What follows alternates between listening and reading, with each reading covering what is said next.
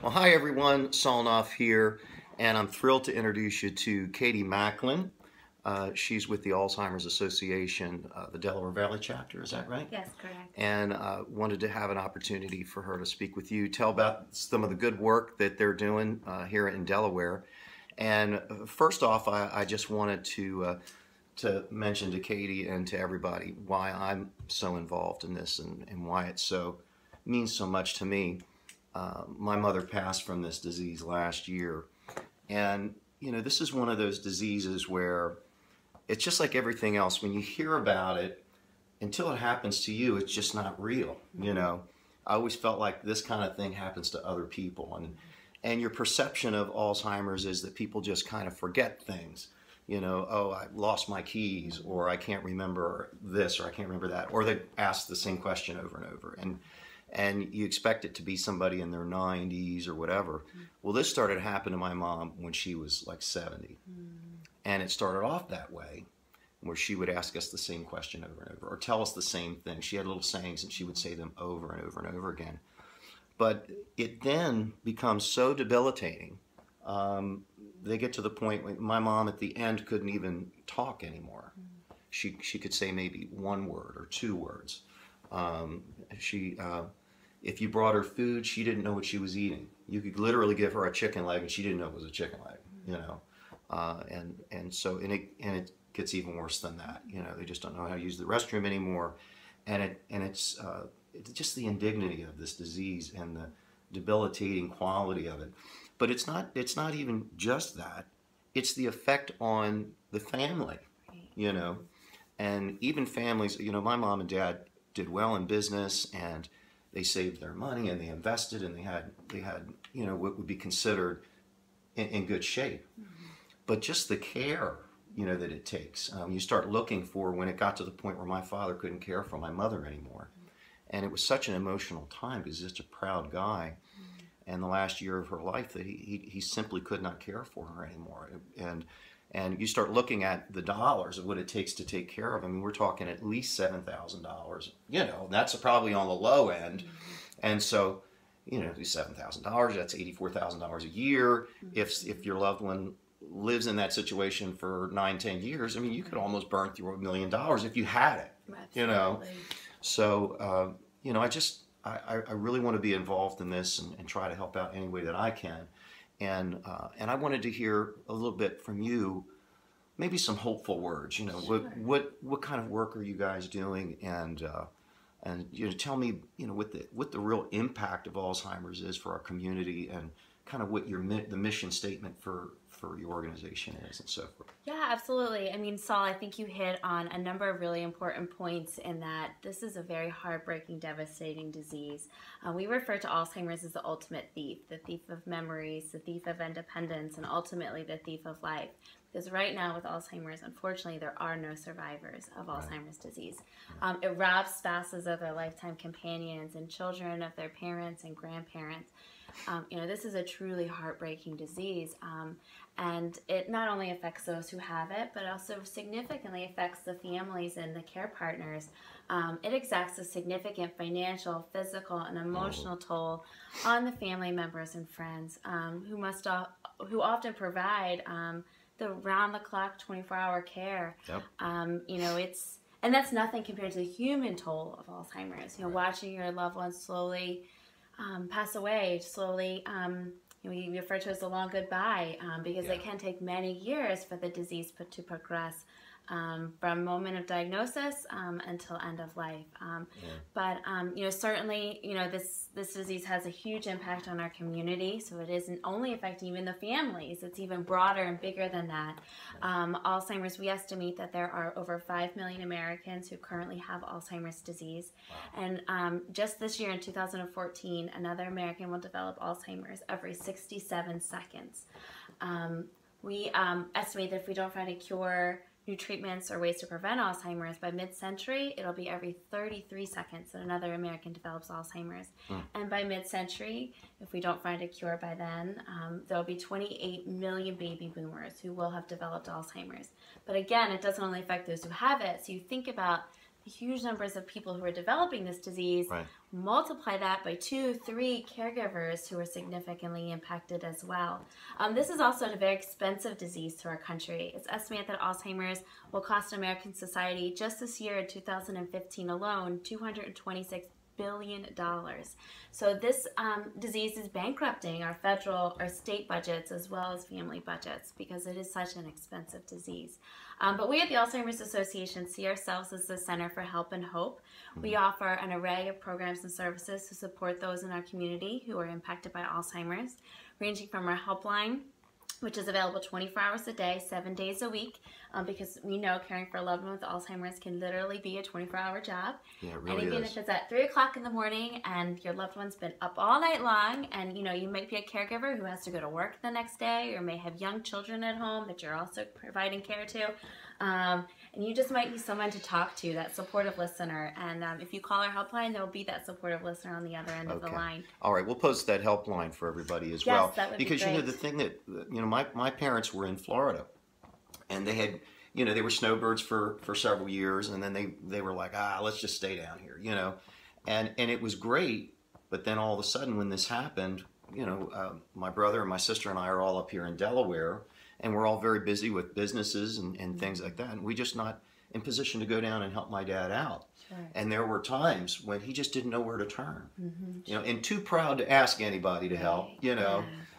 And so that helpline, that is a big help, and so we'll post that here in just a little bit. And we know too that caregivers often feel isolated, and they might feel like they're the only ones going through this. So even picking up that phone, it's something you can do from the comforts of your own home, and talk to somebody, talk about what you're going through, talk about the situations you're facing, and get some help and learn some new tools. And our helpline specialists can provide tools and techniques to help families as they're caring for their loved one with the disease. We also offer support groups. We have support groups that meet all throughout our chapter service territory. And support groups are great because they're a place for people to give and receive mutual support, to exchange coping skills, and to feel like they're not so alone going through this process. As I mentioned earlier, the caregivers may feel isolated and may just feel like they're the only ones. But it's important for them to talk with others who may be going through similar situations, or may be able to provide their experiences and how they dealt with specific similar situations. Right. We also offer consumer education programs to provide caregivers and family members with some tools and techniques to help them in providing care to their loved one. We go through the basics of the disease, understanding how the disease affects the brain, because sometimes even understanding that it is a disease. I mean, it's not your loved one just wanting to annoy you or ask repetitive questions. That it's actually the disease affecting those different lobes of the brain. That's and right. if you think about your brain, it's such a complex organ, and it controls everything that we do. That's exactly right. And as the disease affects those different parts of the brain, it's going to create those different behaviors. But there's ways to manage those behaviors, and we try and offer some of those tips and techniques through our community education programs. We also train professionals, so we think any professional who's coming in contact with a person with dementia should receive training in some form of, at least a basic understanding of Alzheimer's disease. And when I talk about professionals, I'm talking about those direct care workers who are providing the hands-on care, as well as nurses, social workers, nursing home administrators, even bank tellers and first responders. They may be coming into a situation where there is a person who is living with Alzheimer's disease, and we think it's important that they recognize the disease and they understand how to communicate with that person with the disease. So that's just a quick rundown of some of those programs and services that we offer. But you call our helpline. That's a really great way to get introduced to our chapter and to learn more about how we can support your family if you are indeed impacted. Well, that's great. That's great. Now, there's a few different ways that you guys raise funds, of course, just from direct donations. And one of the things I'm going to be doing today is making another donation for people that have been donating money to my new album project, and I'm donating 10%. So we've raised $4,000 so far. I already gave a $200 check to Sarah Gilmore in July, the end of July, and we've raised another $2,000 since then. So I'm going to be giving you a check today for that. But tell me a little bit about the walk that you guys do, and and how people in Delaware can be involved, and also, you know, I'm going to be a part of that too. Yeah, which we're really excited and honored about, that you will be our special musical guest at our walk, performing at our walk this year. We're really super duper excited to have you. But our Walk to End Alzheimer's is our largest fundraising and advocacy event at the Alzheimer's Association. It's our signature event, and money that we raise through the Walk to End Alzheimer's supports our programs and services, as well as critically needed research into Alzheimer's disease, into finding new treatments, prevention, and ultimately a cure for Alzheimer's. At the Alzheimer's Association, we are the largest private funder of Alzheimer's disease research, second to the federal government. So every year we award grant funding to promising research projects throughout the country, and the money that we raise, part of the money that we raise at the walk, will go towards our research program at the Alzheimer's Association. I like hearing that, because you know, all these other programs are great, but we just got to get rid of this thing. We do, because right now Alzheimer's is the 6th leading cause of death in our country, and it's the only cause of death in the top 10 without an identified way to cure, prevent, or even slow its progression. Right. So there's nothing out there right now that can stop that progression of Alzheimer's disease. Right. And we know that baby boomers are getting older as a huge population group, and that's a number of people who could be potentially significantly impacted, which, as I mentioned earlier, not only has an impact on those individuals, their families, but our entire communities. I mean, whether you're directly impacted or not, Alzheimer's disease impacts all of us in some way, shape, or form. It really does. And, you know, I think that there's kind of misinformation out there about things that you can do and so forth. And you know, people used to say, well, if you do puzzles and stuff like that, that'll help you out. And maybe there's some clinical evidence of that. I don't know. But I tell you what, nobody did puzzles more than my mom.